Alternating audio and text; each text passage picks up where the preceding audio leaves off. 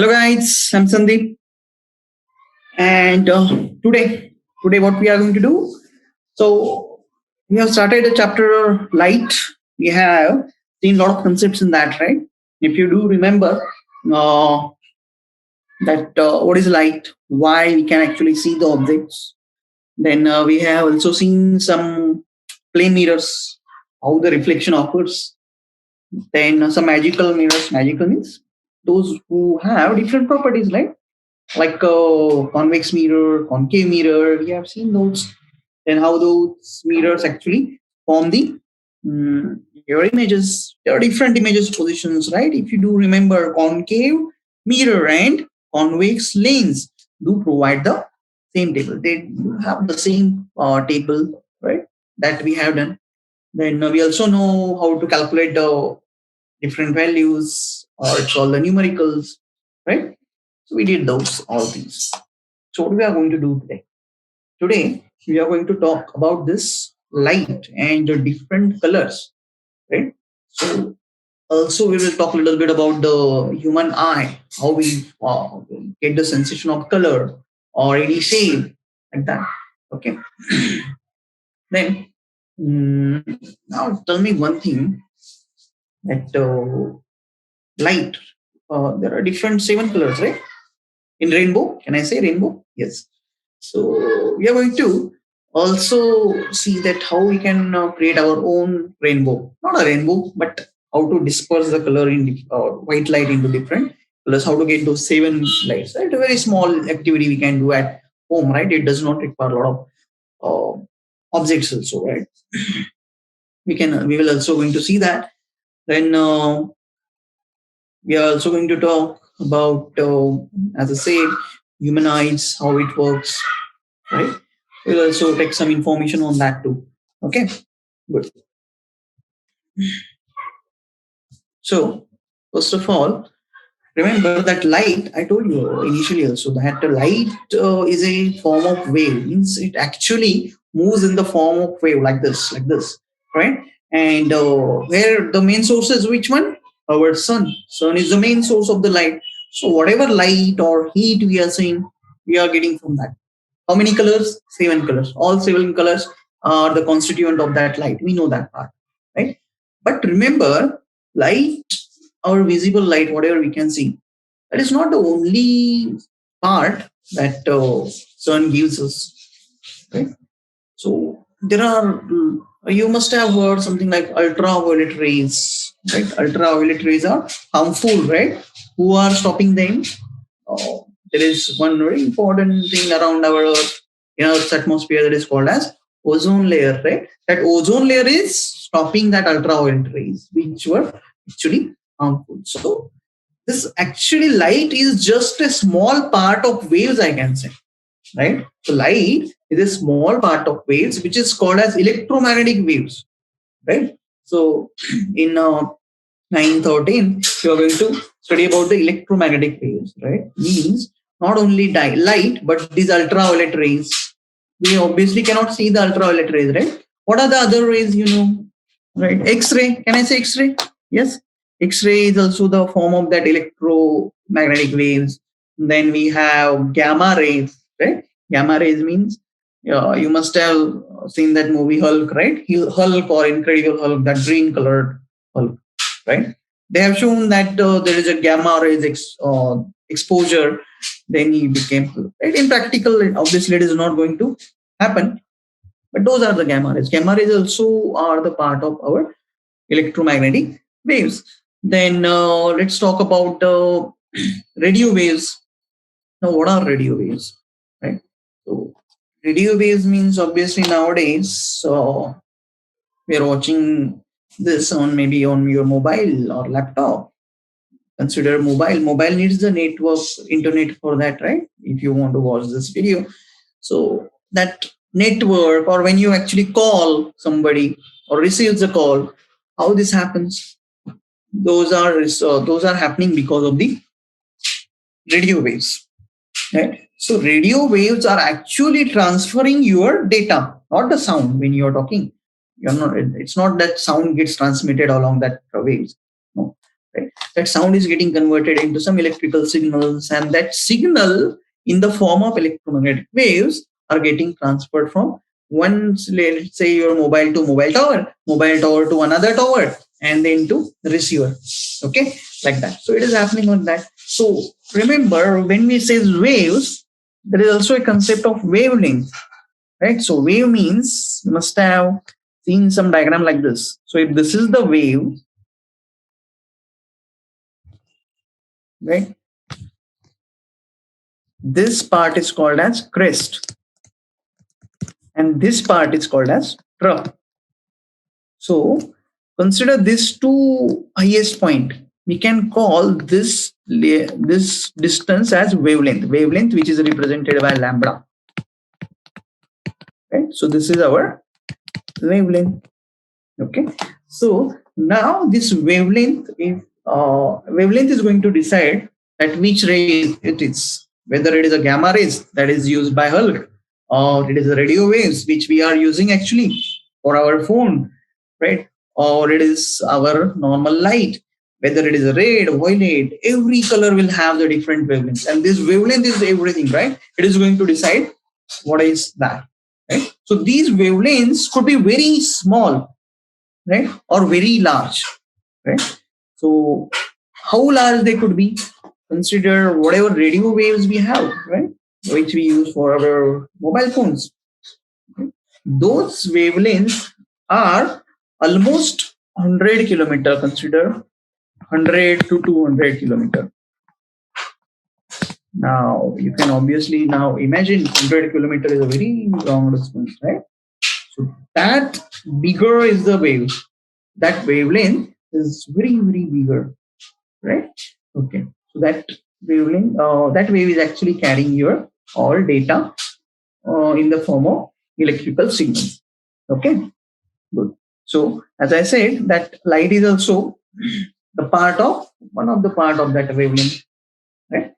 So how light becomes? So obviously, can I say light will also have some wavelength? Yes, as I said, light as a whole, light is a white color. It is. There are 7 different colors which are the part of that white light. Every color has a different wavelength, right? Light will also have some wavelength. Right? Now we can actually see those colors, right? We can see the red color, violet color, yellow, then orange, etc. So these are called as visible part of the spectrum. Spectrum means what? All those gamma rays, radio waves, microwave, infrared rays, our light, right, gives us some spectrum, we can say. We are anyway going to see that. And this light, the wavelength of the light, we can call it as a visible spectrum, right, or visible range of wavelengths. So those wavelengths we can actually see. Some wavelengths could be even very smaller, let's say 1 millimeter. Right? 1 millimeter means already we have the compass, we have the scale in a compass box. So consider this is our 1 centimeter, right? And there are 10 parts to this. So this one very small part, consider this very small part. Let me zoom it. It will look something like this, right? So one wavelength will be only like this, very small. Right? So you cannot even see that wavelength. And radio wave, as we have seen, it is 100 kilometer, very large. So this is the wavelength. Okay. So now let's see what we are going to cover in this session. First, colors. Now I don't need to tell you that how many colors are there in our light, right? And then spectrum. I was talking about the spectrum. So that spectrum also we are going to see, right? Good. Okay. So before moving to our color or spectrum, now I want to tell you one use of the plane mirrors, right? So this is one toy we can say, which is called as kaleidoscope, right? So what is that? It's something look like our binoculars type thing or telescope thing. It is not that thing, right? It is not telescope or binoculars. It is a toy from which one of the end you can see. Right? And if you look into the one of the end, let's call this as eyepiece, right? Through which you are going to see. So you are going to get some this kind of patterns, very neat pattern or good looking patterns. Okay? So this is just a toy we can say. So now today we are going to create our own kaleidoscope. So how to do that? This is the one of the application, very good application of the plane mirror. So we already know the plane mirror, right? So if this is the plane mirror, what I'm going to do, I'm going to take three such pieces, small pieces, right, of the size of this kaleidoscope, let's say, right? Then keep one plane like this.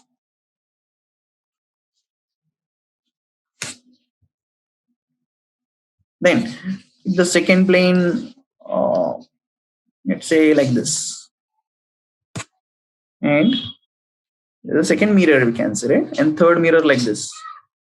So what you can see there, something triangular portion we have created there, right?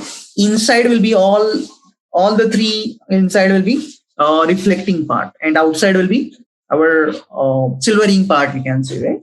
Okay. So all these inside things are going to reflect. So this we can call it as prism, but which is made up of plane mirrors now. Okay. Then what to do? Take this cylinder type of some cylindrical can, right? You can also use that lace can, right? Lace papers can, right? And put this whole thing, which is this system of the three mirrors inside this. Okay, so it will look something like this. Let me see.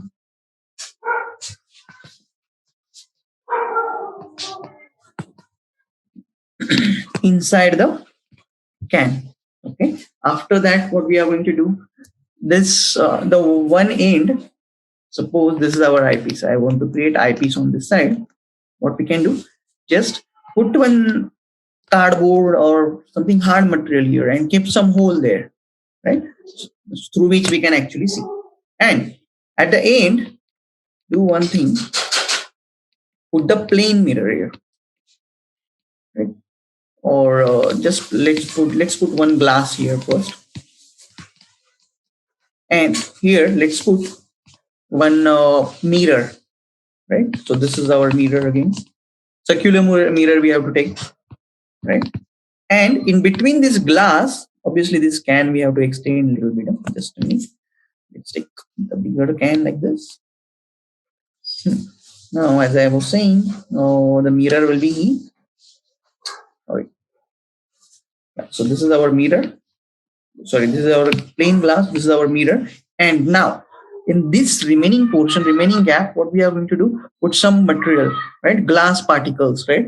For example, the small broken bangles, right? Bangles we already know. Put the pieces of those in here, right? And again, cover this portion.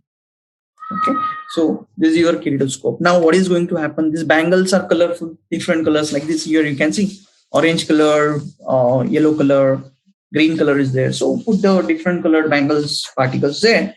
And when what is going to happen now? There are everywhere there is a mirror. So every particle is going to reflect, show some reflection. Multiple reflections will be there, right? And when we look through eyepiece, we are going to see some symmetry like this. Right? Obviously, these bangles particles can move. So if you change, if you move the, shake the, let's say shake the kaleidoscope, then what will happen? These particles will go here and there, right? So they will change the design also, right? So this is how using the plane mirror we can create our own kaleidoscope. Okay. So let's move next. Now, as I was talking that we can create our own rainbow, not a rainbow per se, but a small dispersion of light, different colors. How to do that? Now, this is the small activity you can do. What you can do? Take a plane mirror. This is the plane mirror again. This is our normal bowl. In that bowl, fill the water and put the plane mirror into that. And put that whole thing, mirror plus bowl, in front of the window in the afternoon time, obviously, where there will be a light coming, right? Light coming from the sun. Put it somewhere like this. Okay. And either if you have the white wall, you can use that, or if you don't have the white wall, use a plain sheet of paper like white, something like this, right? So even though we know that the white light is coming from the window, it is getting reflected from the mirror, right? And it will project image like this. You can see here there are different colors. All our rainbow colors will there will be presented. Right? Can only plain mirror will do that? No. Plain mirror could not do that. Can lens do that? No. What we need here actually is that water. That water is playing the very important part in this case. Right? So remember, we have studied the refraction in the previous session. Refraction means what? If this is the water, consider. Water is what? A denser medium, right? I know that part. This is a rarer medium, right? So, if the incident light is coming like this, I, and this is R. This is our refracted ray, right? Not reflected. This is the refracted ray. So, how much should be that angle? Who decides that? Right? That is decided by one property which is called as refractive index. Refractive index of, let's say, water. Right? It is denoted by sometimes En, or this is called as mu, right? So refractive index is denoted by En. Mu. That mu is dependent on the velocity, or we can say it is dependent on the wavelength of the light, right? So now, as I said, this refractive index dependent on the, let's say, wavelength of the light.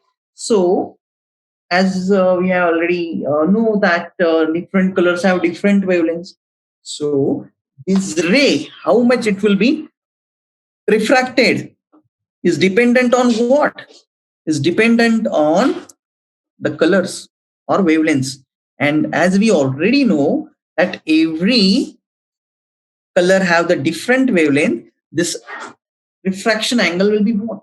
Different for everybody, right? So this is our white light. Now it is looking like red, but let's say it is a white light. And now it is going, this water is going to do what? It is going to bend every color in different angle. Therefore, here, if you put the screen here, right, what we can see, every light is going to be there, right? So red will be there like this, orange is there, then this blue will be there somewhere, then violet will be there somewhere like this, according to the, obviously not in this sequence, but in our viewer sequence, rainbow sequence, right? The concept is only that angle is going to be different. Therefore, we can say that colors will get separated like this.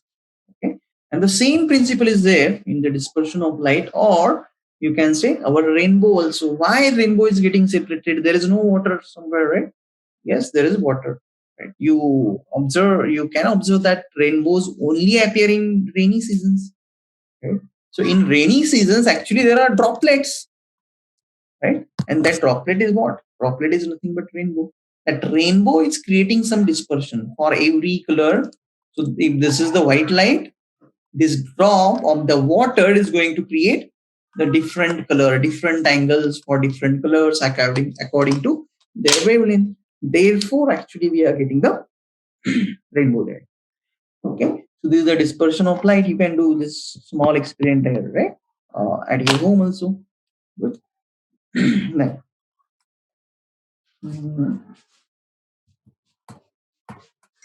let's talk a little bit about the luminous and non-luminous object. Actually, not already we know the luminous and non-luminous objects, right? Luminous object means which actually gives out the light, and non-luminous object means any object, you can say pen or notebook, anything which do not give the non-luminous object. Then there are three more objects: transparent, translucent, and opaque. What is the meaning of those? Translucent object means, transparent object means our window. You can say window of our house, if this is the house, or you can just consider the window of your home. You can see the outside things, right? Why you can see the outside things? Because that light, suppose there is tree outside like this, right? Okay, that tree is going to obstruct, or we can say it will reflect the light coming from the sun, right? So if this is the sun, light will go like this, and now this window is our transparent, therefore we can see the light. right? Then consider opaque object. Opaque means what? Your wall of your home is opaque. Obviously, this there will be another ray which the tree will reflect towards the wall. But now wall is opaque, so we cannot see through the wall. Simple. And what is translucent? Example, sunglasses. Right. So when why we wear the sunglasses? Because sometimes the light coming from the sun, most probably in the summer or we can say afternoon time, that will be very harsh for our eyes, right? Therefore, we wear the sunglasses there. Right? What does that sunglasses do? That obstructs some of the light and only little bit of light will pass through it. That is called a translucent. Okay. So this is about luminous, non-luminous, transparent, translucent, opaque objects. Okay. Good. Now, let's talk a little bit about human eyes. So we know we have already seen the lenses, right? So human eye is also one of the lenses. There is one lens here. Remember this. So this is the lens. What are the different parts? Now, first one is the cornea. Cornea means it is a little bit of hard, right? Why it is hard? Because it is actually protecting this lens, we can say. Right? That cornea is protecting that lens of our eye. Right? So that is a white color material. You can even look in the mirror, right? You will see that. Then this is the iris. Iris. It is called as iris or sometimes iris, you can call it, right? So iris actually decides the color of your eye. Means some people have the green eyes, right? Or blue eyes. Very rare things, green or blue. But they do. Or right. So that iris colors is that color. That is blue color or green color, right? It is very good looking people, right? You can say different, unique people, unique eyes. Right? This iris is going to decide the color. Normally, we all have that black color iris there. Right? And it is also a small opening, we can say. And between that, this is our pupil. Pupil means pupil is the one which is going to take all the light from the object. Now, obviously, object cannot create the light, but consider the sun is the source and light is coming towards object and it will get reflected like this, right? You know that part. Okay. So now, just consider that object is emitting some light, not emitting, but transferring some light from sun to our eyes. Right? Pupil is going to take that light, and where it is going to process, it is going to form the image on the back part of our eye, which is called as retina. Right? Which is called as retina. Okay. So on that retina, we can get some object. There are some eye muscles are also there. Eye muscles are responsible for movement, right? We can move our eyes, right? Even if we keep our head steady, but we can look in almost 180 degrees, I can say, more than 180 degrees. But if I want to look at the back, obviously I will have to move the hair, rotate the hair. Not completely, but a little bit. Okay. Then this is the optic nerve. Optic nerve is connected to your brain. Very simple. Brain looks something like this, right? Okay. So whatever image we got on the retina, that image is transferred to your brain, and brain then process and say, yeah, this is the object there. Okay. Then this retina have two things. One is a rod cells, and second one is a cone cells. Rod cells are responsible for colors. So they detect the colors, and cone cells actually detect the brightness, we can say. Brightness of light. Right? So is responsible for colors, rod cells. So remember the different things in the human eye. Cornea is the first surface of the eye, you can see. It is going to protect lens. Then iris is there, which actually gives some small opening like this, right? Then pupil is there. Pupil is going to get some light, and this is the important part, right? Kept it for the last. That is our lens. The lens is nothing but our normal lens we have studied in the previous session. That kind of lens, right? It is going to project this image onto the retina of our eye. Retina is like a screen, we can say. So that lens is projecting the image of the object onto the screen, right? And that retina is going to send the signal towards the brain through the optic nerve. Optic nerve, you can consider it like a cable, right? To that cable, we are the brain is getting the sensation of the object, right? And what to remember, that the rod cells and cone cells are there on the retina. Rod cells detect the colors, cone cells detect the brightness of the light, whether it is dim or very high bright light, right? Like that. So this is about the human eye. Now let's move forward for dispersion of light. Now we already know how to disperse light using our water and plane mirror, right? Or otherwise you can get the glass mirror. Glass mirror means glass, not glass mirror, glass prism. Prism means actually it looks something like this, but this is the mirror we have used, right? So in glass mirror prism, don't use the mirror, just take the 3 plain glasses and attach them according to that, right? So this front view will be some rectangular view like this, okay? So this prism is also going to do the same thing, that it will convert the white light into 7 different colors, right?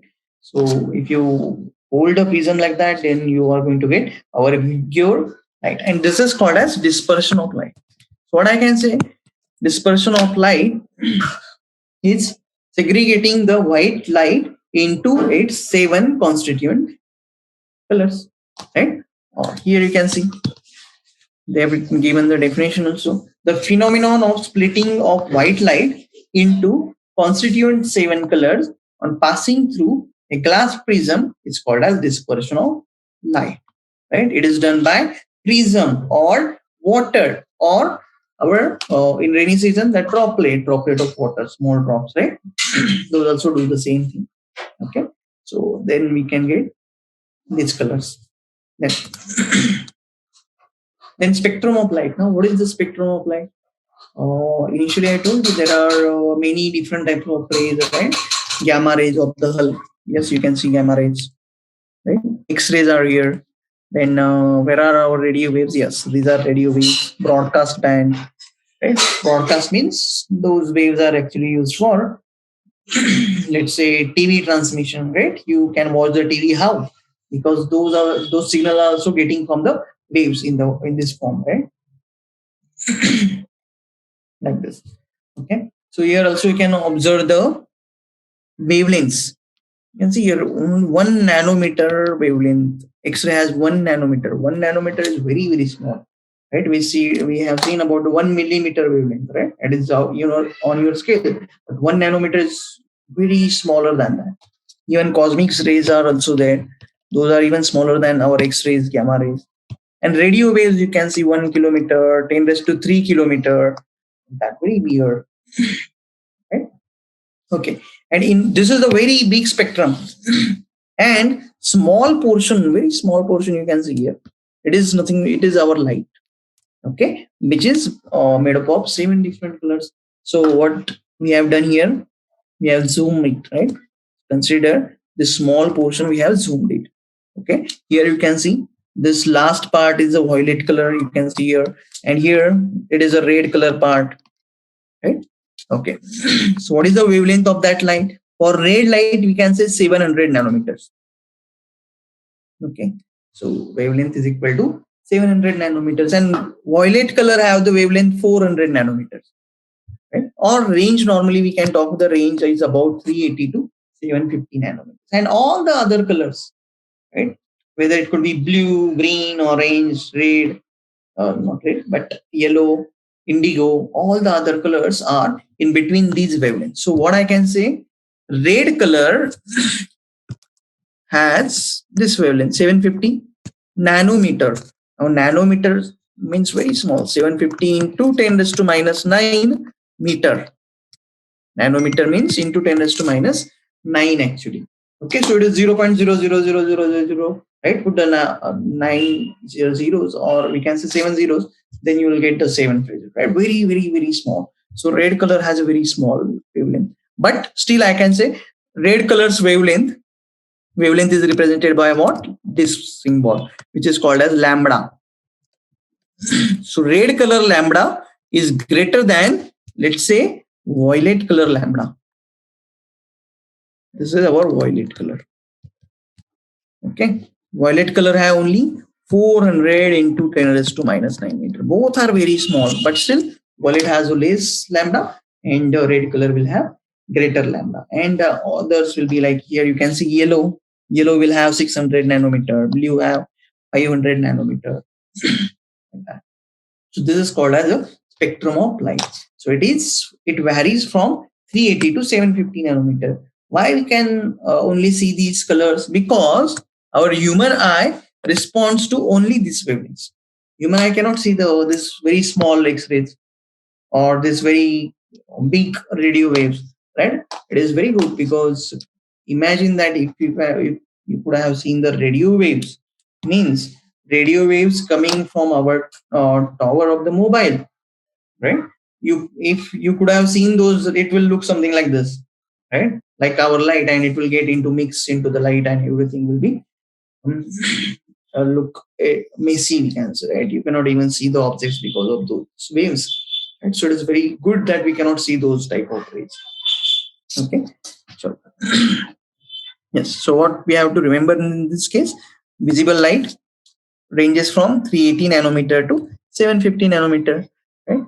And before our violet ray, there is a ultraviolet ray. After red ray, it is the infrared ray, right? So cosmic, gamma, X-ray, UV.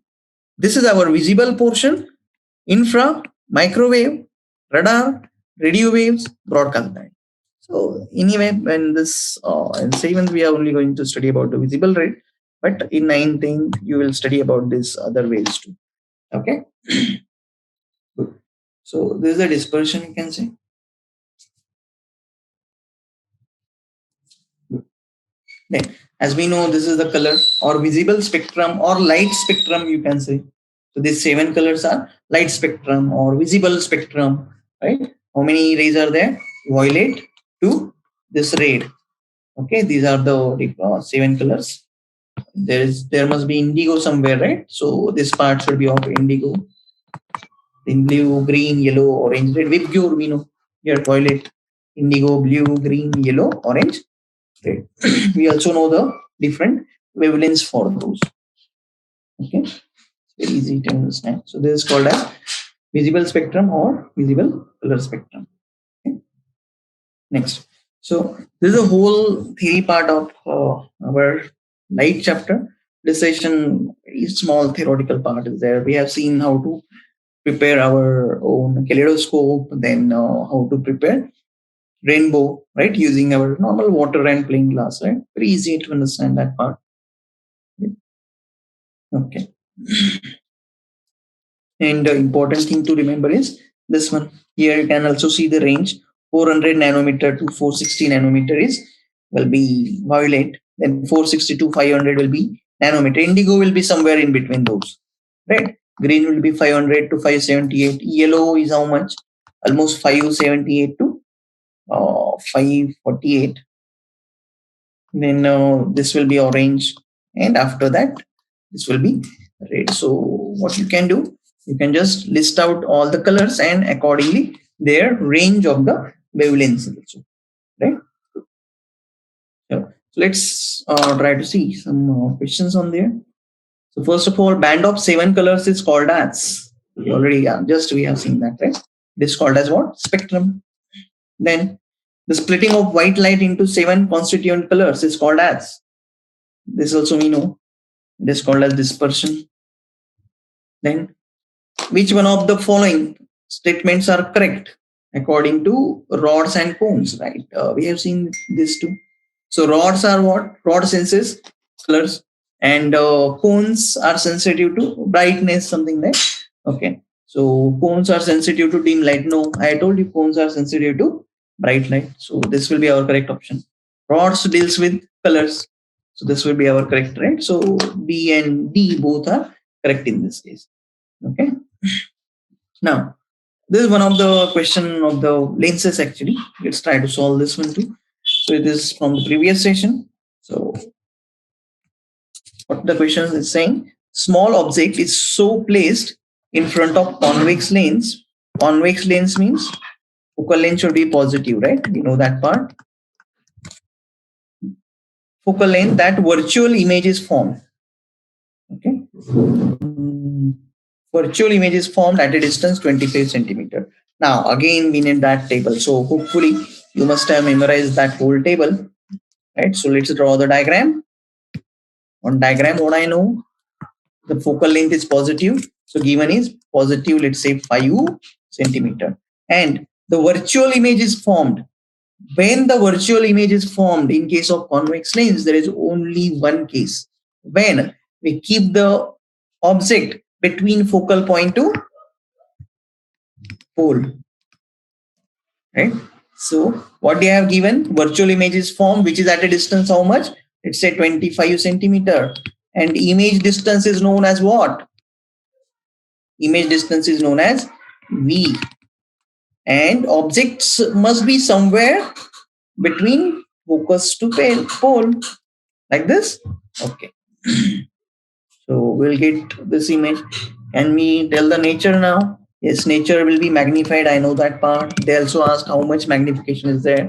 So we know the formula for the magnification also. Let's write the formula first. 1 upon F is equal to 1 upon V plus, sorry, lens is there, right? So 1 upon V. Similarly, for magnification, what I can write? Magnification is Hi upon Ho is equal to V upon U. Okay, so this is magnification. Sorry, this is a magnified image. Virtual, they already told us it is virtual, and we know when the image is virtual, it is also upright image. Now V is given. Think on that and tell me, V is positive or negative? Negative, obviously. Right? Why? Because they have told us it is a virtual, and we know there is only one condition. Virtual means on the left side. So V is negative, that part we know already. Okay? So let's try to solve this question. So 1 by F is equal to what? 1 by V minus 1 by U. This is our formula. What we want to calculate? U, right? So let's transfer the U first. So 1 by U, let's take it this on this side. 1 by V and minus 1 by F. So 1 by V is how much? Can I say it is minus 1 upon 25? Yes. F is how much? 1 upon 5. Right? Chalo. What I have to do? I have to make the denominator same. So multiply this by 5. Multiply this by 5. Okay. So after that, I will get something like this. 25 will become same. Minus 1, minus 5, or minus 6 by 22. As I said, that where should we get the image? Between focus point and pole. So how much should be the U? U will be negative and it should be less than 5, right? Because focal length is 5. So object distance will be less than 5. So here you can see U is equal to what? Can I say it is minus 25 by 6? Right? So obviously it is smaller than your focus distance. So we can now say yes, now we got the correct answer. Good. Now let's talk about the magnification. How to calculate magnification? M is equal to Hi upon Ho and is equal to what? V by U. Now they haven't given you the object size, but they are asking you the capital M. Right? So we don't care about the Hi upon Ho. Let's put V. M is equal to what? V upon U. V is how much? We have the V that is minus 25. What is the value of U? It is minus 6, minus 25 by 6, right? Okay. How to solve this one? Remember, this is our main line, right? So write minus 25 as it is. This division line, replace it by multiplication sign, and whatever is what we can say below that line, division line, reverse it. So that becomes minus 6 upon 25 or is equal to 6. So we can directly say magnification is 6. Right? If they have mentioned the height of object, suppose height of object is 2 centimeter, Magnification is 6 means what? We are zooming it by 6. So height of image will be how much? 6 into 2, that is 12 centimeters. Right. So this is how we can calculate the magnification. So they only ask you the magnification, calculate that. And as I told you that that table is very important. Once you know that, memorize that table, then whole process is going to be very simple for you. Okay. So this is about the convex lens. So anyway, we have covered the whole light chapter here. And yes, so if you do have any questions, put them in the forum. And next session, we can start the new chapter. Okay. Good. Sure. So anyway, we'll stop here. Thank you very much. Have a nice day.